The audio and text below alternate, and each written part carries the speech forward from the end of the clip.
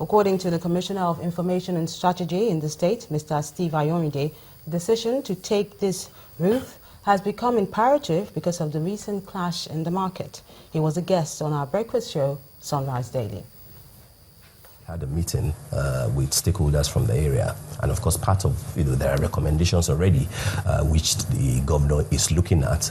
There are recommendations from the leaders in those two communities, recommendations from the police, and recommendations from independent assessors that the Lagos State government also put up to say that let us look at the root and the remote causes of what could be causing the strife. You recall in 1999 when a very bloody fracas happened there.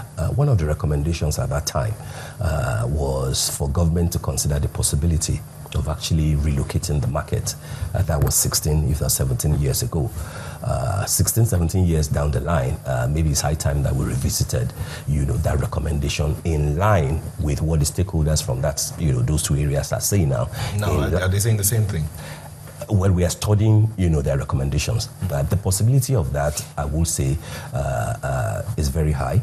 Even though it's an important market, it's like the food basket of Lagos State. A good chunk of what we consume in Lagos, of course, as you know, comes from the north, and therefore you expect that those who are transacting, on a daily basis, will choose to live around that area. But as the city grows, as the city develops, part of what we try to do is to also consider the environmental impact, the urban renewal challenge, and to say that if it will be necessary to relocate the market, if it will be necessary, that will be part of what could be considered.